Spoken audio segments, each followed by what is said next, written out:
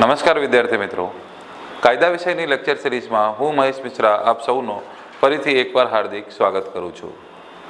આપણે ભણી રહ્યા હતા ભારતીય ન્યાય સંહિતા 2023 અને એની અંદર પ્રકરણ 4 કમ્પ્લીટ કરી ચૂક્યા હતા.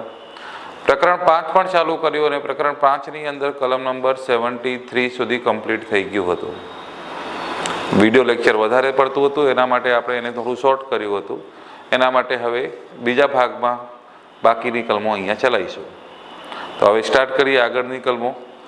ભાગ 5 અથવા પ્રકરણ 5, મહિલા અને બાળકો સામેના ગુનાઓ, જાતીય ગુનાઓ, કલમ નંબર 63 લઈને 99 સુધી.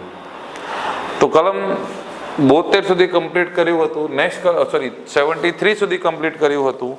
નેક્સ્ટ કલમ આવે છે 74. કોઈ સ્ત્રીની આબરૂ લેવાના ઈરાદાથી તેના ઉપર હુમલો કરવા અથવા ગુનાહિત બળનો ઉપયોગ કરવા બદલ સજા.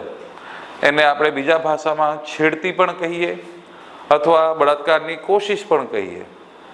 કે જ્યારે પણ કોઈ વ્યક્તિ કોઈ સ્ત્રીનો આબરૂ લેવાના ઈરાદાથી તેના ઉપર ગુનાહિત બળનો ઉપયોગ કરે અથવા હુમલો કરે તો એને બળાત્કારની કોશિશ કહેવામાં આવશે અને એની સજા વિશે જોગવાઈ ચર્ચા કરવામાં આવેલ છે આ કલમની અંદર.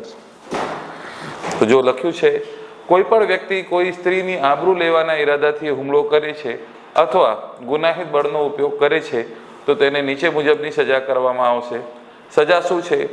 1 વર્ષથી ઓછી નહીં અને 5 વર્ષ સુધીની કેદ, દંડ અથવા બંને. તો 1 વર્ષથી 5 વર્ષ સુધીની સજાની જોગવાઈ કરવામાં આવેલ છે બળાત્કારની કોશિશ માટે. જ્યારે આઈપીસી સાથે કમ્પેરિઝન કરીએ તો આઈપીસીની અંદર કલમ નંબર 354માં આના વિશે જોગવાઈ કરવામાં આવેલ હતી. ઓકે, તો એ જ વસ્તુ અહીંયા છે. હવે આ ગુનો જે છે કોગ્નિઝેબલ છે, એટલે પોલીસ અધિકારનો છે. નોન બેલેબલ છે, એટલે કે બેલ મળશે નહીં, જે બિનજામીન પાત્ર. અને કોઈ પણ મેજિસ્ટ્રેટ આની કાર્યવાહી શરૂ કરી શકે, કેમ કે એમાં સજાની જોગવાઈ કેટલી છે? 1 થી 5 વર્ષ. એટલે કોઈ પણ મેજિસ્ટ્રેટ પાસે એની કાર્યવાહી કરાવી શકાય છે.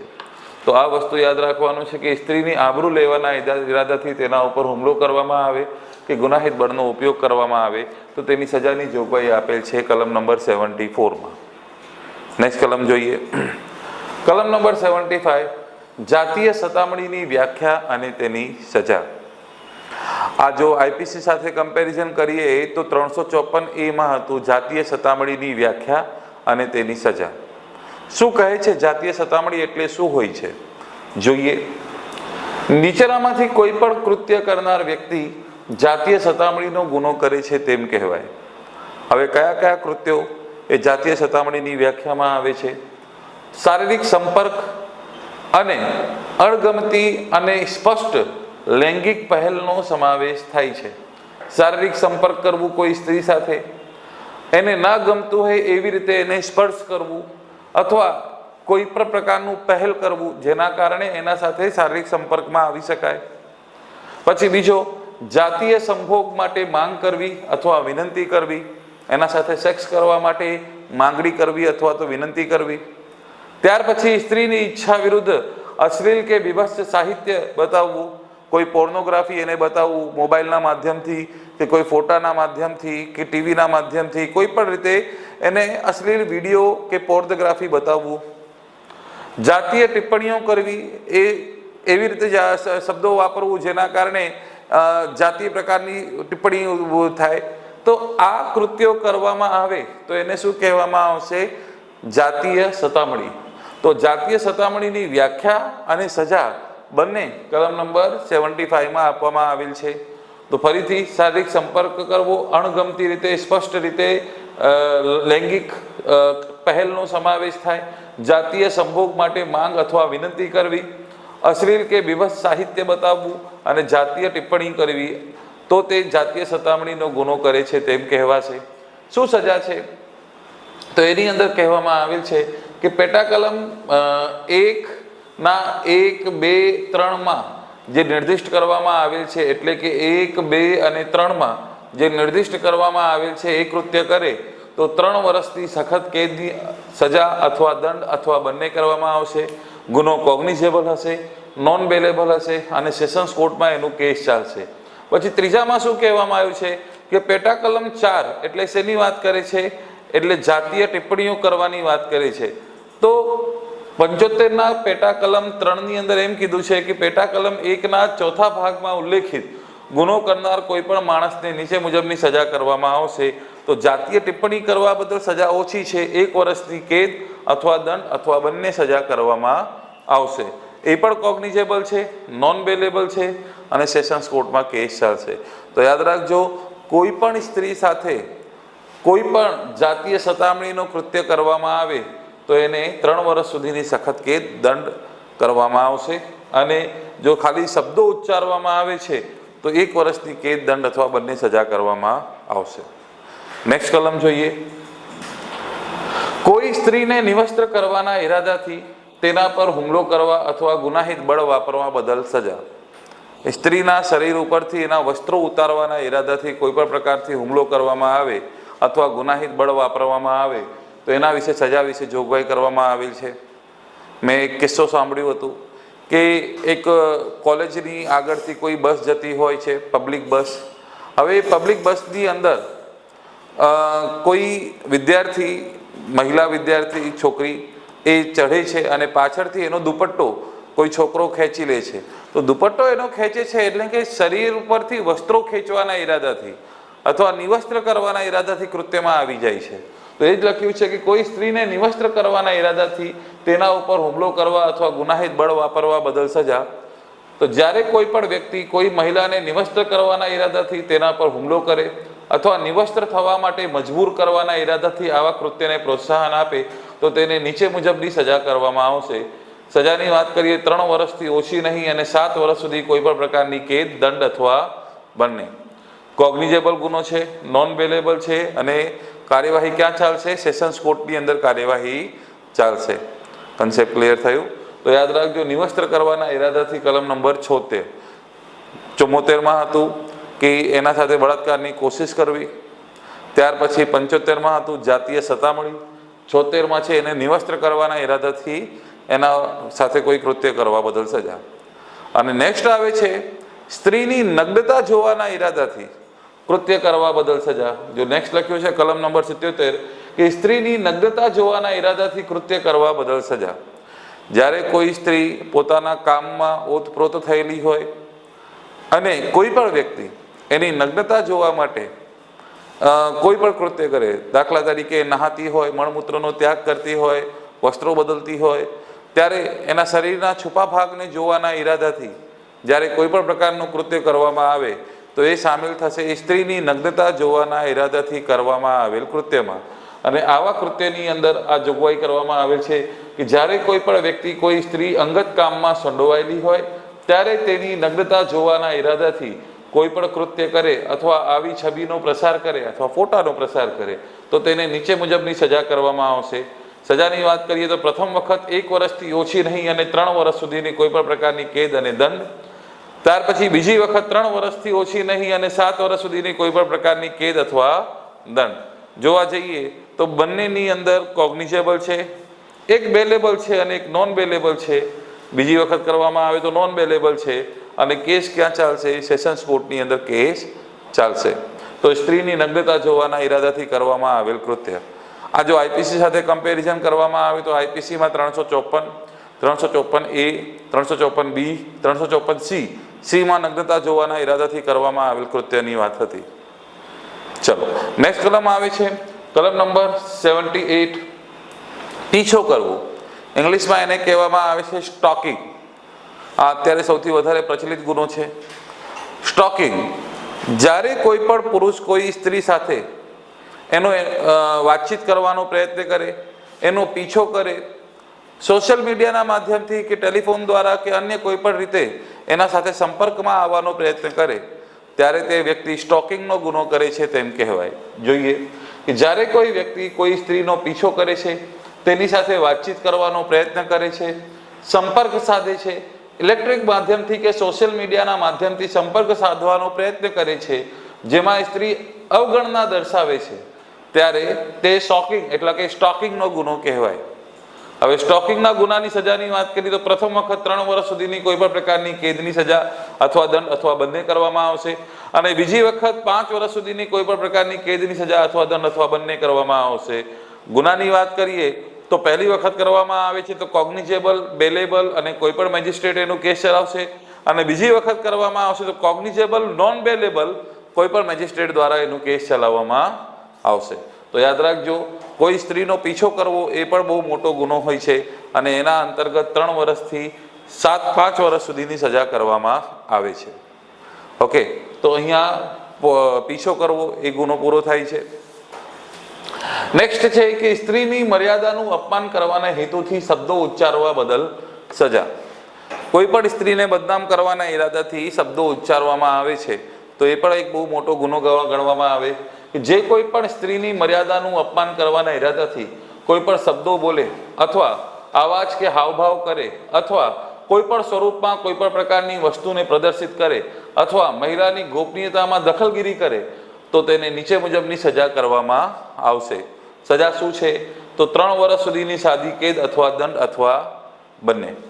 કોગ્નિઝેબલ ગુનો છે, બેલેબલ છે, અને કેસ ક્યાં ચાલશે? કોઈ પણ મેજિસ્ટ્રેટ દ્વારા એનો કેસ ચલાવવામાં આવશે. તો ક્યારે પણ કોઈ સ્ત્રીને એવા શબ્દો નહીં ઉચ્ચારવાના જેના કારણે એનું મર્યાદાનું અપમાન થાય, એની બદનામી થાય. ઓકે, નેક્સ્ટ, દહેજ મૃત્યુ. બહુ ઇમ્પોર્ટન્ટ કિસ્સો. આપણે હંમેશા 304B લગાવતા હતા, પણ હવે એ ક્યાં આવી ગયું છે? મહિલા અને બાળકો સંબંધિત ગુનામાં કલમ નંબર 80માં. દહેજ મૃત્યુમાં શું છે? ધ્યાનથી સમજજો કે કોઈ પણ સ્ત્રીના લગ્નના 7 વર્ષની અંદર, કોઈ પણ સ્ત્રીના લગ્નના 7 વર્ષની અંદર તેનું અપ્રાકૃતિક કારણોસર મૃત્યુ થાય, તેનું અપ્રાકૃતિક કારણોસર મૃત્યુ થાય, અને એવું દર્શાવવામાં આવે કે તેની મૃત્યુની તરત જ પહેલા તેના પાસેથી દહેજની માંગણી કરવામાં આવી હતી, તો એ માની જ લેવામાં આવશે કે તે દહેજ મૃત્યુ છે. કોઈ પણ સ્ત્રીની લગ્નના 7 વર્ષની અંદર અપ્રાકૃતિક કારણોસર તેનું મૃત્યુ થાય છે, અને એવું દર્શાવવામાં આવે કે એની મૃત્યુના તરત જ પહેલા દહેજની માગણી કરવામાં આવી હતી, તો એ માની લેવામાં આવશે તે દહેજ મૃત્યુ છે. જો અહીંયા લખ્યું છે કે જ્યારે કોઈ સ્ત્રીની લગ્નના 7 વર્ષની અંદર તેની અપ્રાકૃતિક કારણોસર મૃત્યુ થાય અને એવું દર્શાવવામાં આવે કે તેની મૃત્યુના તરત જ પહેલા તેના પાસેથી દહેજની માંગણી કરવામાં આવી હતી, તો તેને દહેજ મૃત્યુ માનવામાં આવશે. ગુનાઓનું વર્ગીકરણ કરીએ તો 7 વર્ષથી ઓછી નહીં તેવી આજીવન કેદ સુધી લંબાવી શકાય તેવી કોઈ પણ પ્રકારની કેદ અથવા દંડ અથવા બંને. મિનિમમ 7 વર્ષ અને મેક્સિમમ આજીવન કેદ સુધી લંબાવી શકાય તેવી કેદ. કોગ્નિઝેબલ ગુનો છે, નોન બેલેબલ છે, અને કેસ ક્યાં ચાલશે? એનું સેશન્સ કોર્ટની અંદર એનું કેસ ચાલશે. ઓકે, નેક્સ્ટ કલમ જોઈએ. કોઈ પુરુષે છેતરપિંડીથી કાયદેસર લગ્ન થયા હોવાનું માનવા પ્રેરીને પત્ની ભાવે સંભોગ કરવા બદલ સજા. હવે કોઈ પુરુષ, અત્યારે આ માર્કેટમાં બહુ વધારે ચાલી રહ્યું છે કે કોઈ પણ જગ્યાએ જાય, મંદિરમાં આમ સિંદૂર લગાવી દે અથવા હોટલમાં બેસેલા હોય સિંદૂર લગાવી દે અને પછી કહી દે કે લગ્ન થઈ ગયું, અને લગ્ન થઈ ગયું પછી એના સાથે શારીરિક સંબંધ બાંધવાનો શરૂ કરી દે.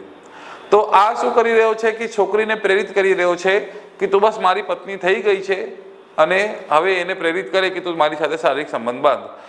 તો હવે એનું કાયદેસરનું લગ્ન થયું ગણાય નહીં. કાયદેસરનું લગ્ન ત્યારે થયું ગણાય જ્યારે કોર્ટની અંદર જઈને લગ્ન કર્યું હોય, અથવા તો ઘણા બધા લોકોની વચ્ચે લગ્ન કર્યું હોય ત્યારે.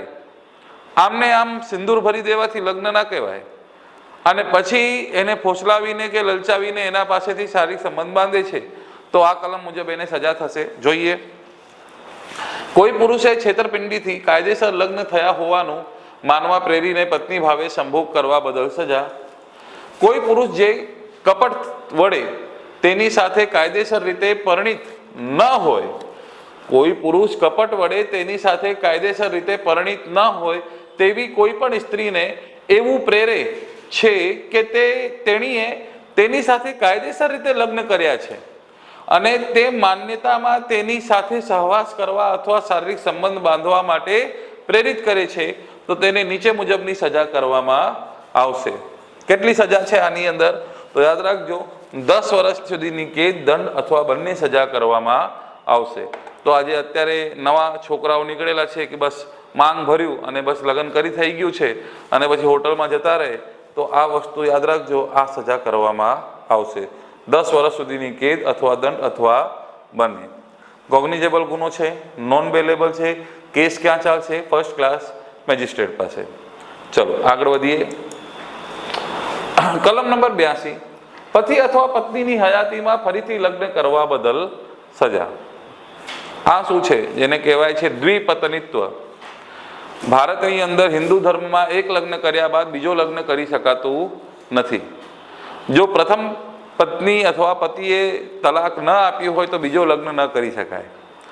તો પ્રથમ પતિ અથવા પત્નીની હયાતીમાં કોઈ પણ વ્યક્તિ બીજો લગ્ન કરે છે તો તેને આ કલમ મુજબ સજા કરવામાં આવશે. તો જોઈએ શું લખ્યું છે. જ્યારે પતિ કે પત્ની જીવિત હોય એવા કિસ્સામાં બંનેમાંથી કોઈ પણ બીજી વ્યક્તિ સાથે ફરીથી લગ્ન કરે, જેમાં આવા લગ્ન આવા જીવનસાથી જીવન દરમિયાન થયા હોય તો તેને નીચે મુજબની સજા કરવામાં આવશે. ગુનાઓનું વર્ગીકરણ 7 વર્ષ સુધીની કેદ અથવા દંડ અથવા બંને સજા કરવામાં આવશે. શું છે? નોન કોગ્નિઝેબલ, બેલેબલ અને કેસ ક્યાં ચાલશે? ફર્સ્ટ ક્લાસ મેજિસ્ટ્રેટ પાસે. તો યાદ રાખજો, 2 લગ્નો કરો એ ગુનો છે. એક લગ્ન કર્યા પછી એ ગુનો થઈ જાય છે તો 2 લગ્ન કરવાનો શું મતલબ છે? તો એટલું યાદ રાખજો, 2 લગ્નો કરવામાં આવે તો પછી એ પોતે ભોગવવાનો છે. ઓકે, પુરુષો વધારે ખબર પડતું હશે. આગળ વધીએ. પતિ અથવા પત્નીની હયાતીમાં ફરીથી લગ્ન, એ જ વસ્તુ ફરીથી આવ્યું, થોડું નીચે આગળ છે કે જ્યારે કોઈ પણ વ્યક્તિ જેના સાથે બીજો લગ્ન કરે છે તે વ્યક્તિ પ્રથમ લગ્નની હકીકત છુપાવીને લગ્ન કરે તો તેને નીચે મુજબની સજા કરવામાં આવશે. જેના સાથે બીજો લગ્ન કર્યું એને એ બતાવ્યું જ નહીં કે મારું પ્રથમ લગ્ન થઈ ગયું છે. હું દિલ્હીમાં રહેતો તો એક લગ્ન કરીને આવ્યો છું અને ગુજરાતમાં આવીને બીજો લગ્ન કરું છું, ને બીજા લગ્ન જેના જોડે કરી રહ્યો છું એને એ બતાવ્યું નથી કે મેં દિલ્હીમાં પ્રથમ લગ્ન કરેલું છે. તો હવે 7 વર્ષ નહીં, હવે સજા વધી જશે, સજા અપડેટ થઈ જશે. તો એ જ લખ્યું છે 10 વર્ષ સુધીની કેદ, દંડ અથવા બંને. તો પાછળ શું હતું? 7 વર્ષ હતું. તો અહીંયા શું થઈ જશે? 82 ની અંદર બીજા કલમમાં 10 વર્ષ સુધીની કેદ, દંડ અથવા બંને. આની વાત કરીએ તો નોન કોગ્નિઝેબલ છે, બેલેબલ છે અને ફર્સ્ટ ક્લાસ કોર્ટની અંદર એનું કેસ ચાલશે. નેક્સ્ટ જોઈએ કલમ નંબર 83, જે વિધિથી કાયદેસર લગ્ન થયું ન ગણાય એવી લગ્ન વિધિથી કપટપૂર્વક લગ્ન કરે તો તેની સજા. હવે ઘણા બધા લોકો કપટપૂર્વક રીતે લગ્ન કરી લે છે.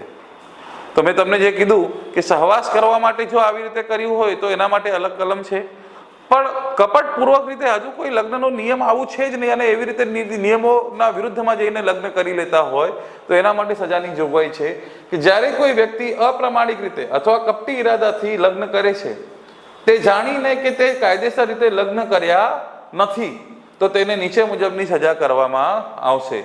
7 વર્ષ સુધીની કેદ અથવા દંડ અથવા બંને સજા કરવામાં આવશે. તો આ શું થયું છે? અપ્રામાણિક રીતે કપટી રીતે લગ્ન કરી નાખ્યું છે.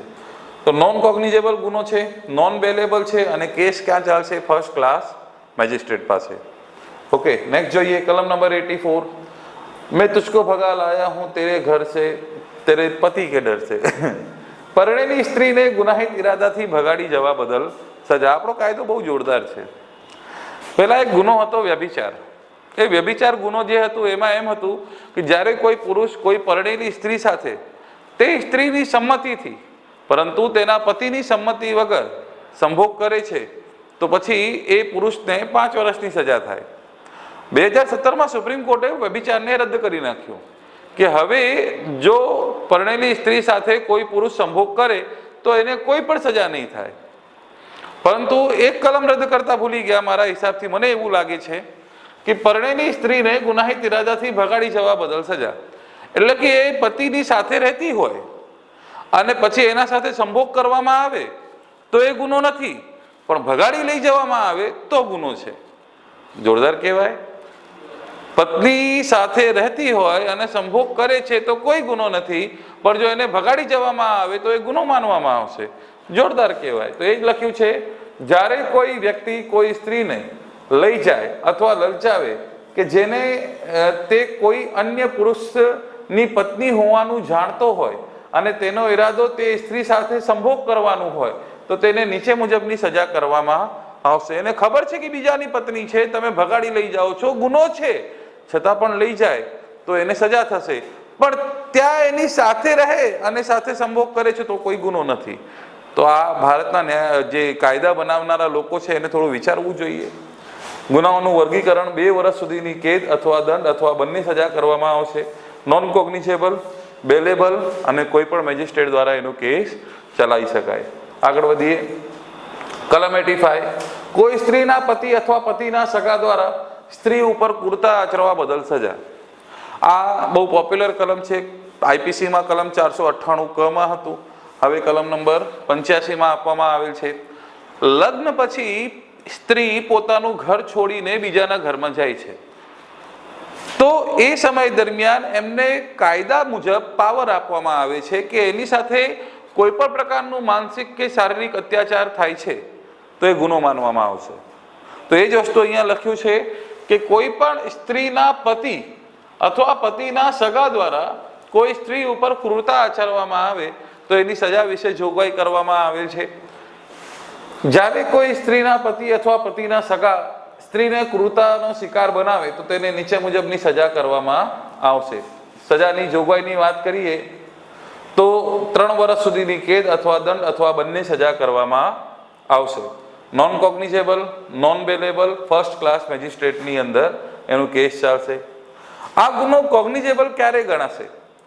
તો ગુનાથી પીડિત વ્યક્તિએ અથવા તેણીની સાથે લોહી, લગ્ન અથવા દત્તક વિધાનથી સંબંધ ધરાવતી કોઈ વ્યક્તિએ અથવા આવો સગો ન હોય તો રાજ્ય સરકાર આ અર્થે જાહેર કરે તેવા વર્ગ અથવા પ્રકારના સરકારી નોકરે પોલીસ સ્ટેશનના ઇન્ચાર્જ અધિકારીને ગુનો કર્યો હોવા અંગેની માહિતી આપી હોય તો આ ગુનો કોગ્નિઝેબલ ગણવામાં આવશે, એટલે પોલીસ અધિકારનો ગણવામાં આવશે. એટલે શોર્ટમાં શું છે કે ઉપર લખ્યું છે કે આ ગુનો નોન કોગ્નિઝેબલ છે. પછી નીચે શું લખ્યું છે કે ગુનાથી પીડિત વ્યક્તિએ પોતે માહિતી આપી હોય કે તેણીના લોહીના સગા એટલે એના માતા કે એના પિતાએ માહિતી આપી હોય, લગ્ન અથવા દત્તક વિધાનથી સંબંધ ધરાવતી કોઈ વ્યક્તિએ માહિતી આપી હોય, આવો સગો ન હોય તો રાજ્ય સરકાર આ અર્થે જાહેર કરેલા તેવા વર્ગના કોઈ પણ પ્રકારના સરકારી નોકરે આવી માહિતી આપી હોય તો એ નોન કોગ્નિઝેબલની જગ્યાએ શું થઈ જશે? કોગ્નિઝેબલ બની જશે.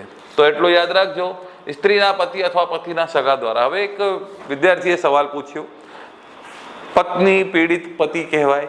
એને કીધું સર કોઈ પતિ દ્વારા પત્નીને ત્રાસ આપવામાં આવે તો આ કલમ છે, પણ જ્યારે પત્ની દ્વારા પતિને ત્રાસ આપવામાં આવે તો એના માટે કોઈ કલમ નથી? શક્તિમાન નથી. સર આ તો ખોટું છે. અરે ભાઈ ખોટું છે તો અમિત કાકાને બોલો, મને કેમ બોલો છો? કારણ શું છે? ભારત એક પુરુષ પ્રધાન દેશ છે. પુરુષ પોતાની રક્ષા પોતે કરી શકે છે અને લગ્ન પછી પુરુષ જે છે એ સ્ત્રીના ઘરે નહીં જતું. ભારતીય નિયમ મુજબ સ્ત્રી જે છે એ પુરુષના ઘરે જાય. છોકરાએ કીધું સર માની લો કે ઘર જમાઈ બનીએ તો શું અમને ત્યાં મળશે આ સુરક્ષા મળશે? અમારા માટે આવું કોઈ કલમ છે? મેં કીધું મિત્ર, એના માટે અપવાદરૂપ કિસ્સાઓ હોય જ્યાં ઘર જમાઈ બનવાની વાત આવે તો એના માટે તમે રજૂઆત કરજો તો તમારા માટે અલગ કલમ બની જશે, પણ અત્યારે કોઈ નથી. આ પુરુષ પ્રધાન દેશમાં પુરુષ જાતે પોતાની રક્ષા કરી શકે, સ્ત્રીઓ પોતાની જાતે રક્ષા નથી કરી શકતી, તેથી એમના માટે આ કાયદો ઘડવામાં, આ કલમ લગાવવામાં આવે છે. હવે વિચારો, પત્ની પીડિત પુરુષ હશે, હેરાન થયેલો હશે. નેક્સ્ટ જોઈએ કલમ નંબર 86, ક્રૂરતાની વ્યાખ્યા.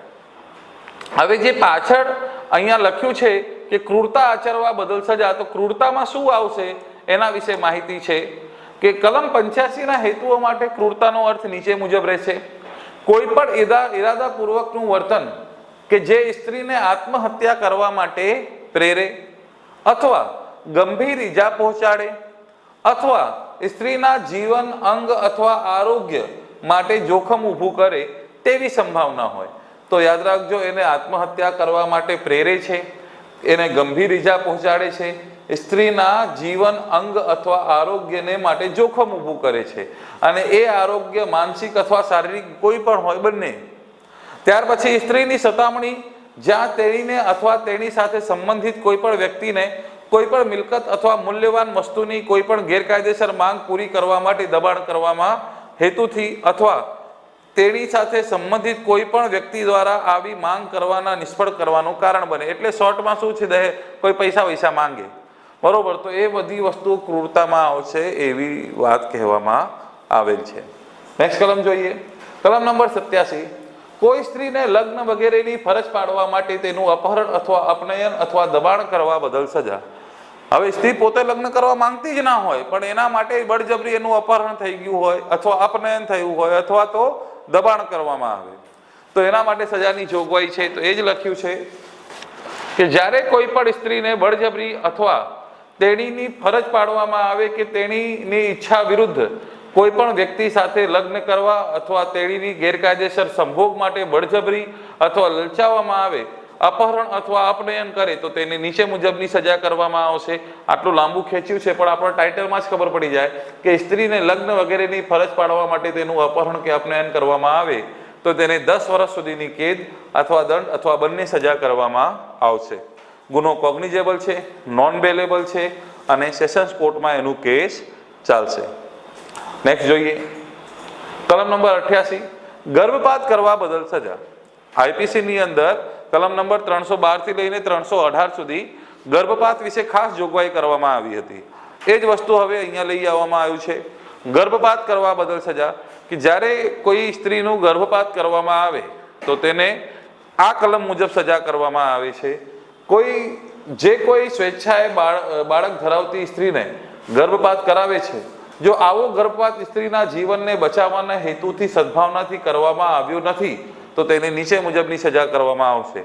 એમ કહેવાય છે કે કોઈ ડોક્ટરનું કારણ હોય કે એટલે કે કોઈ પ્રોબ્લેમ હોય કે જેના કારણે જન્મ થયા પછી બાળક અથવા માતાને કોઈ નુકસાન થવાનું હોય અને ડોક્ટર લખીને આપે છે કે હા ભાઈ આવું પ્રોબ્લેમ થવાની સંભાવના છે, તો ગર્ભપાત કરવામાં આવે તો ગુનો નથી. પણ એના સિવાય જો સ્વેચ્છાએ ગર્ભપાત કરવામાં આવે છે તો તેને આ સજા થશે, 3 વર્ષ સુધીની કેદ અથવા દંડ અથવા બંને સજા. અને નીચે લખ્યું છે કે સ્ત્રીની ઉદરમાં બાળક ફળકતું થયું હોય, એટલે કે અંદાજે 3-4 મહિના પછી ગર્ભપાત કરાવવામાં આવે છે તો 3 વર્ષની જગ્યાએ 7 વર્ષ સુધીની કેદ, દંડ અથવા બંને સજા કરવામાં આવશે. ગુનાની વાત કરીએ તો બંને છે, નોન કોગ્નિઝેબલ, બેલેબલ અને ફર્સ્ટ ક્લાસ મેજિસ્ટ્રેટ પાસે એનું કેસ ચાલશે. તો યાદ રાખજો, સ્ત્રીની સંમતિથી જ્યારે ગર્ભપાત કરવામાં આવે છે તો પછી આ કલમ મુજબ સજા કરવામાં આવે છે. નેક્સ્ટ જોઈએ, સ્ત્રીની સંમતિ વિના ગર્ભપાત. જો એના પહેલા શું હતું 88માં કે સ્ત્રીની સંમતિથી ગર્ભપાત, અહીંયા છે સ્ત્રીની સંમતિ વિના ગર્ભપાત કરવામાં આવે. તો એ જ લખ્યું છે કે જે કોઈ પણ મહિલાની સંમતિ વિના કલમ 88 હેઠળનો ગુનો કરે છે, પછી તે ભલે સ્ત્રીને બાળક થવાની સંભાવના હોય કે ન હોય, તેને નીચે મુજબની સજા કરવામાં આવશે. તો એની સંમતિ હતી તો 88 મુજબ, અને સંમતિ ના હોય તો 89 મુજબ સજા થશે. જે લોકો ગર્ભપાત કરી રહ્યા છે, સ્ત્રીને આમાં સજા ન થાય. 88માં સ્ત્રીને સજા થશે, પરંતુ 89માં સ્ત્રીને સજા થતું નથી. તો એ જ લખ્યું છે આ સજાની અંદર કે આજીવન કેદ અથવા 10 વર્ષ સુધીની કેદ અથવા દંડ અથવા બંને સજા કરવામાં આવશે. ગુનાની વાત કરીએ તો કોગ્નિઝેબલ છે, નોન બેલેબલ છે અને સેશન્સ કોર્ટમાં એની કાર્યવાહી ચાલશે. ઓકે, નેક્સ્ટ કલમ જોઈએ, કલમ નંબર 90. ગર્ભપાત કરવાના ઈરાદાથી કરેલા કૃત્યને કારણે મૃત્યુ નિપજાવવા બદલ સજા. હવે એની સ્ત્રીનો ગર્ભપાત કરવામાં આવતું હતું, પણ એના ચક્કરમાં એ છોકરીનું મૃત્યુ થઈ જાય છે, તો એના સજાની જોગવાઈ છે કે જે કોઈ સગર્ભા સ્ત્રીને બાળકનો ગર્ભપાત કરવાના ઈરાદાથી આવી સ્ત્રીનું મૃત્યુનું કારણ બને, એટલે કરવાના હતા ગર્ભપાત પણ સ્ત્રીનું મૃત્યુ થાય છે, મૃત્યુનું કારણ બને તેવું કોઈ પણ કૃત્ય કરી અને તેને નીચે મુજબની સજા કરવામાં આવશે. શું સજા કરવામાં આવે? 10 વર્ષ સુધીની કેદ, દંડ અથવા બંને સજા કરવામાં આવશે. ઉલ્લેખિત કૃત્ય સ્ત્રીની સંમતિ વિના કરવામાં આવેલ હોય, સંમતિથી હોય તો 10 વર્ષ અને સંમતિ વિના થયેલ હોય તો આજીવન કેદ અથવા 10 વર્ષ સુધીની કેદની સજા કરવામાં આવશે. હવે ગુનાનું વર્ગીકરણ જોવા જઈએ તો આ બંને કોગ્નિઝેબલ છે, બંને નોન બેલેબલ છે અને બંનેનું કેસ ક્યાં ચાલશે? સેશન્સ કોર્ટની અંદર એનો કેસ ચલાવવામાં આવશે.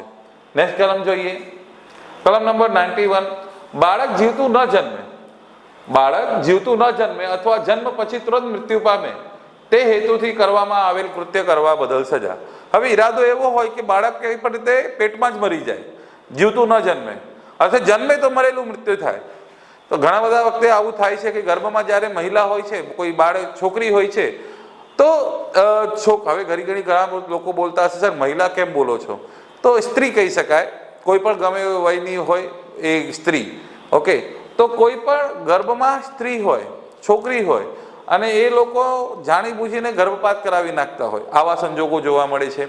પછી અમુક સંજોગો એવા પણ જોવા મળતા હોય છે કે અનવોન્ટેડ પ્રેગ્નન્સી થઈ જાય છે, અથવા તો એવો પણ સંજોગ જોવા મળે છે કે શારીરિક સંબંધ બાંધવામાં આવ્યું ગેરકાયદેસર રીતે અને પછી છોકરી પ્રેગ્નન્ટ થઈ ગઈ હોય. તો આવા બધા સંજોગો માટે આ જોગવાઈ છે કે બાળક જીવતું ન જન્મે અથવા જન્મ્યા પછી મરી જાય તે હેતુથી કરવામાં આવેલ કૃત્ય કરવા બદલ સજા.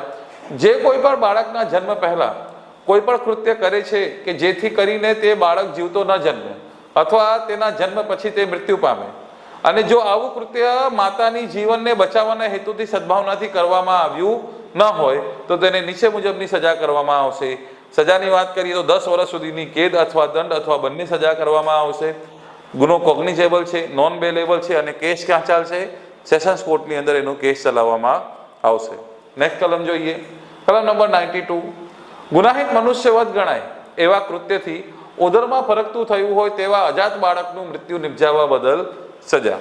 હવે જ્યારે આગળ જઈને નેક્સ્ટ પ્રકરણ આવશે, પ્રકરણ નંબર 6, એમાં ખૂન અને ગુનાહિત મનુષ્યવધ ડિવાઈડ કરાવીશ. તો ગુનાહિત મનુષ્યવધ એક ગુનો છે જે ખૂનના સમકક્ષ હોય છે. તો એ જ વસ્તુ અહીંયા લખવામાં આવ્યું છે કે ગુનાહિત મનુષ્યવધ ગણાય એવા કૃત્યથી, તમે એવું કોઈ કૃત્ય કરો છો જે ગુનાહિત મનુષ્યવધ ગણાતું હોય, એવા કૃત્યથી ઉદરમાં ફરકતું થયું હોય તેવા અજાત બાળકનું મૃત્યુ નિપજાય તો શું થશે? એ જ લખ્યું છે કે જે કોઈ એવા સંજોગોમાં એવું કૃત્ય કરે છે કે જો તે મૃત્યુનું કારણ બને તો તે ગુનાહિત મનુષ્યવધ માટે દોષિત ગણાશે, અને આવા કૃત્ય દ્વારા ઉદરમાં ફરકતું થયું હોય એવા અજાત બાળકનું મૃત્યુનું કારણ બને તો તેને નીચે મુજબની સજા કરવામાં આવશે.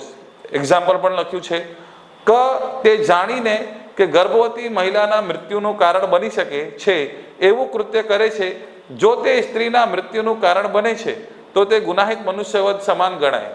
સ્ત્રી ઘાયલ છે પરંતુ મૃત્યુ પામતી નથી, પરંતુ અજાત બાળકનું મૃત્યુ થાય છે જેનાથી ગર્ભવતી તેના કારણે તે ગર્ભવતી છે તેના કારણે થાય છે.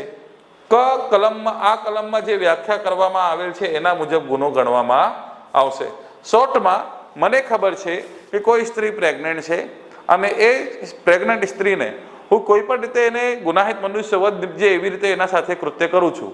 ઉશ્કેરણીમાં આવીને એને મારી દઉં છું, અથવા તો એને નાનો હુમલો કર્યો, મેં એને વધારે ખેંચીને મારી દીધું જેના કારણે એ મૃત્યુ પામે.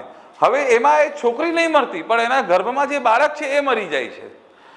તો મારું કૃત્ય હતું કે સામેવાળા વ્યક્તિને એટલું નુકસાન પહોંચાડું કે મને ગુનાહિત મનુષ્યવધની સજા લાગે, પરંતુ થાય છે શું કે એમાં છોકરી નહીં મરતી, એના ગર્ભમાં રહેલા બાળકનું મૃત્યુ થાય છે, તો તેને આ કલમ મુજબ સજા કરવામાં આવશે. સજા કેટલી છે? તો સજા છે 10 વર્ષ સુધીની કેદ અથવા દંડ અથવા બંને સજા કરવામાં આવશે. ગુનો વાત કરીએ તો કોગ્નિઝેબલ છે, નોન બેલેબલ છે અને સેશન્સ કોર્ટમાં એનો કેસ ચાલશે.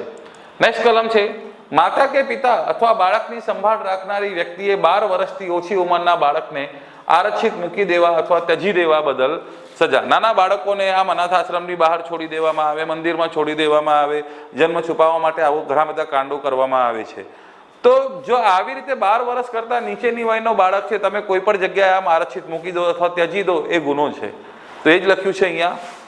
કોઈ 12 વર્ષથી ઓછી ઉંમરના બાળકના પિતા કે માતા હોય અથવા આવા બાળકની સંભાળ રાખતા હોય તે બાળકનું સંપૂર્ણપણે ત્યજી દેવાના ઈરાદાથી આવા બાળકને કોઈ પણ જગ્યાએ આરક્ષિત મૂકી દેવા અને ત્યજી દે તો તેને નીચે મુજબની સજા કરવામાં આવશે. સજા શું છે? 7 વર્ષ સુધીની કેદ અથવા દંડ અથવા બંને સજા કરવામાં આવશે. ગુનો કોગ્નિઝેબલ છે, બેલેબલ છે અને ફર્સ્ટ ક્લાસ મેજિસ્ટ્રેટ દ્વારા એની કાર્યવાહી ચલાવવામાં આવશે. નેક્સ્ટ કલમ, એની નીચે એક જોગવાઈ હતી કે આ કલમનો હેતુ ખૂન અથવા અપરાધી હત્યા માટે ગુનેગારની કાર્યવાહીનો રોકવાનો નથી. કેસ હોઈ શકે જો આરક્ષિત બાળકના મૃત્યુ પામે. જો આની અંદર એમ લખ્યું છે કે ભાઈ એમાં એ છોકરાને મારવાનો ઈરાદો ના હોય તો કંઈ વાંધો નહીં, પણ જો એમાં મરી જાય તો આ કલમ જે છે ઓટોમેટિકલી ખૂનમાં જતું રહેશે. દાખલા તરીકે મને ખબર છે કે હવે કોઈ બાળકની જે જગ્યાએ મૂકું છું એ બાળક મરી પણ શકે છે અને હું છોડીને ત્યાં ભાગી જાઉં છું, પછી આગળ જઈને એ બાળકનું મૃત્યુ થાય છે તો મેં તો ત્યજી દીધું હતું, માર્યું ન હતું, ખાલી છોડીને આવી ગયો હતો, પણ એના ચક્કરમાં એ બાળક મરી જાય છે, તો પછી એ ખૂનમાં કન્વર્ટ થઈ જશે, અને ખૂનમાં કન્વર્ટ થશે તો કલમ નંબર 101, 102 આ બધું આપણે જોઈશું આગળ, એના મુજબ સજા થશે. નેક્સ્ટ છે કલમ 94, મૃતદેહનો છુપી રીતે નિકાલ કરીને જન્મ છુપાવવા બદલ સજા. તો કોઈ પણ બાળકનો જન્મ થયો પણ એ મૃત્યુ પામ્યો, તો મૃત્યુ પામ્યો અને એનો મૃતદેહનો છુપી રીતે નિકાલ કરવા માટે કોઈ જોગવાઈ, કોઈ વ્યક્તિ કૃત્ય કરે છે તો એને સજાની જોગવાઈ છે કે જે કોઈ બાળકના મૃતદેહને ગુપ્ત રીતે દફનાવીને અથવા અન્ય રીતે નિકાલ કરે, બાળકના જન્મ પહેલા કે પછી અથવા જન્મ દરમિયાન મૃત્યુ પામ્યું હોય, તે જાણી જોઈને આવા બાળકને જન્મ છુપાવે છે અથવા છુપાવવાનો પ્રયાસ કરે છે તો તેને નીચે મુજબ સજા કરવામાં આવશે. સજા શું છે? 2 વર્ષ સુધીની કેદ અથવા દંડ અથવા બંને સજા કરવામાં આવશે. ગુનો કોગ્નિઝેબલ છે, બેલેબલ છે, અને કેસ ક્યાં ચાલશે? ફર્સ્ટ ક્લાસ મેજિસ્ટ્રેટ પાસે એનું કેસ ચાલશે. નેક્સ્ટ આવે છે કલમ 95, બાળકને કામે લગાડવું, ભરતી કરવી અથવા ગુનો કરવા માટે સંલગ્ન કરવા બદલ સજા. તો આ શું છે કે પેલા શોષણ કરવા માટે બાળકને ખરીદવા કે વેચવામાં આવતું હોય તો એવા કલમો હવે શરૂ થાય છે. એ જ લખ્યું છે અહીંયા. કોઈ બાળકને કોઈ ગુનો કરવા માટે નોકરી પર રાખે છે, ભરતી કરે છે અથવા સંલગ્ન કરે છે તો તેને નીચે મુજબની સજા કરવામાં આવશે. એ ચોરી કરવા માટે હોય કે અન્ય કોઈ પણ ગુનો કરવા માટે હોય, એના માટે 3 વર્ષથી 10 વર્ષ સુધીની કેદ અથવા દંડ અથવા બંને સજા કરવામાં આવશે. ગુનો કોગ્નિઝેબલ છે, નોન બેલેબલ છે, અને કેસ ક્યાં ચાલશે? ફર્સ્ટ ક્લાસ મેજિસ્ટ્રેટ પાસે એનું કેસ ચાલશે. નેક્સ્ટ કલમ જોઈએ. એની અંદર એક જોગવાઈ છે, જો ગુનો આચરવામાં આવ્યો હોય તે ગુના માટે જોગવાઈ કરવામાં આવેલી સજા સાથે એવી સજા કરવામાં આવશે કે જે જાણે ગુનો તેણે વ્યક્તિએ પોતે કર્યો હોય. દાખલા તરીકે મેં ચોરી કરવા માટે બાળકનું અપહરણ એને રાખ્યું છે કામે, તો હવે બાળક ચોરી કરી નાખે છે તો પછી મને શું સજા થશે? તો મેં ચોરી જ ગુનો કર્યો છે, અથવા મેં મર્ડર કરવા માટે રાખ્યું હતું તો મર્ડરનો ગુનો જે એને કરી નાખ્યું છે તો પછી મને પણ મર્ડરની સજા લાગશે. દુષ્પ્રેરણા મુજબ સજા થશે. ઓકે, જો ગુનો ન થયો હોય તો 3 થી 10 વર્ષ, અને જો ગુનો થઈ ગયો હોય તો પછી જે ગુનો કરવા માટે એણે રાખ્યું, જે ગુનો એણે કર્યો એ સજા એમને પણ કરવામાં આવશે. નેક્સ્ટ કલમ છે બાળક મેળવી આપવા બદલ સજા. આ શું છે? તો જ્યારે કોઈ પણ વ્યક્તિ કોઈ બાળકને અન્ય કોઈ વ્યક્તિ સાથે સંભોગ કરવા માટે બળજબરીપૂર્વક કરે અથવા લલચાવે તો તેને નીચે મુજબની સજા કરવામાં આવશે. તો બળજબરીપૂર્વક સંભોગ કરવા માટે, એને લલચાવવા માટે એને લાવવામાં આવે તો નીચે મુજબની સજા થશે. 10 વર્ષ સુધીની કેદ, દંડ અથવા બંને સજા કરવામાં આવશે. ગુનો કોગ્નિઝેબલ, નોન બેલેબલ અને સેશન્સ કોર્ટમાં એનો કેસ ચાલશે. નેક્સ્ટ કલમ જોઈએ. 10 વર્ષથી ઓછી વયના બાળકના શરીર ઉપરથી કોઈ વસ્તુની ચોરી કરવા માટે તેનું અપહરણ કે અપનયન કરવા બદલ સજા. જ્યારે કોઈ વ્યક્તિ કોઈ બાળકની અપ્રમાણિક રીતે કોઈ પણ જંગમ મિલકત લેવાના ઈરાદાથી 10 વર્ષથી ઓછી ઉંમરના કોઈ પણ બાળકનું અપહરણ કરે છે અથવા અપનયન કરે છે તો એને નીચે મુજબની સજા કરશે. હવે એનું અપહરણ થયું છે કેમ કે એના શરીર ઉપર કોઈ વસ્તુ હતી, સોનાની કોઈ ચેન હતી અથવા કોઈ વસ્તુ એવી હતી જે કિંમતી જામીનગીરી સ્વરૂપે યુઝ કરી શકાય, તો તેને નીચે મુજબની સજા થશે. 7 વર્ષ સુધીની કેદ, દંડ અથવા બંને. આ ગુનાની વાત કરીએ તો કોગ્નિઝેબલ છે, નોન બેલેબલ છે, અને ફર્સ્ટ ક્લાસ મેજિસ્ટ્રેટ દ્વારા એનું કેસ ચલાવવામાં આવે છે. નેક્સ્ટ કલમ જોઈએ, કલમ નંબર 98, વેશ્યાવૃત્તિ વગેરે હેતુઓ માટે બાળકનું વેચાણ કરવા બદલ સજા. તો બાળકનું ખરીદ કરવામાં આવે એ પણ ગુનો છે, બાળકનું વેચાણ કરવામાં આવે એ પણ ગુનો છે. તો એ જ લખ્યું છે કે વેશ્યાવૃત્તિ માટે હેતુઓ માટે એનું બાળકનું વેચાણ થાય છે કે જ્યારે કોઈ પણ વ્યક્તિ કોઈ બાળકને વેચે છે, ભાડે આપે છે અથવા અન્ય કોઈ પણ રીતે નિકાલ કરે છે અને તેનો મુખ્ય હેતુ આવા બાળકને કોઈ પણ ઉંમરે વેશ્યાવૃત્તિ અથવા કોઈ પણ વ્યક્તિ સાથે ગેરકાયદેસર સંભોગ કરવા અથવા ગેરકાનૂની અને અનૈતિક હેતુઓ માટે કામે લગાડવામાં આવે અથવા જાણીને કે આવા બાળકને કોઈ પણ ઉંમરે નોકરી રાખવામાં આવશે અથવા આવા કોઈ પણ હેતુ માટે ઉપયોગમાં લેવામાં આવશે તો તેને નીચે મુજબની સજા કરવામાં આવશે. સજા શું છે? 10 વર્ષ સુધીની કેદ અથવા દંડ અથવા બંને સજા કરવામાં આવશે.